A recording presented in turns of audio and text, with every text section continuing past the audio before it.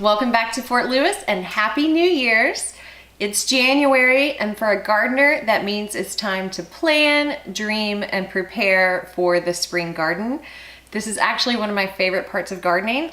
Going through the seed catalogs, finding everything that I want and hope for, and also going through my seeds from last year and bringing out the ones that were really successful for me and weaning out some of the ones that didn't really work. I had lots of success with some things like this beautiful borage. The bees love it. It tasted like cucumbers. It was beautiful, super easy to grow, and I've got seeds left, so I'm gonna be using these.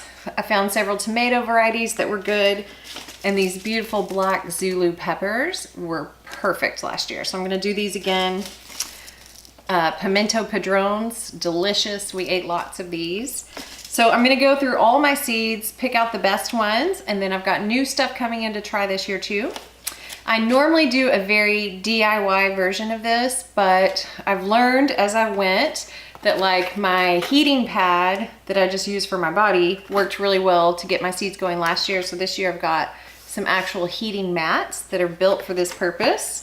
I had a single grow bulb last year. This year I have picked up a couple of these. They're pretty cool. I can move them and adjust the light as my seedlings are growing. I've got two of them for my grow table. I'll be setting up the grow table with you probably this weekend when all the new seeds are here. And I also picked up a couple of self-seeding starter trays. I just recycled ones last year, didn't buy a lot of seedlings, so I didn't have any this year. So I'm gonna try these from scratch. Anyways, I'm very excited. I'm happy to be back on the channel. We're gonna be making wine this year. We're gonna be making apple cider, fun stuff in the garden, in the kitchen, hopefully some DIY improvements around the house too. And of course, house plants and all the other fun stuff we like. So I hope you'll join me, and I'm looking forward to a very productive, happy, and fruitful new year.